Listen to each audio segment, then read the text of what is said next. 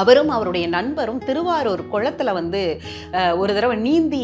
அடுத்த கரைக்கு போகலான்னு அவருடைய இளமை காலத்துல திட்டமிடும்போது பாதி தூரத்துக்கு போனோடனே அவர் நண்பர் சொன்னாராம், இதுக்கு மேல நம்மளால நீந்த முடியாது, ரொம்ப தூரம் போகணும் போல இருக்கு, நம்ம திரும்பி போயிடுவோம், வந்த பாதையிலே திரும்பி போயிடலாம், இந்த கரைக்கே போயிடலாம் போது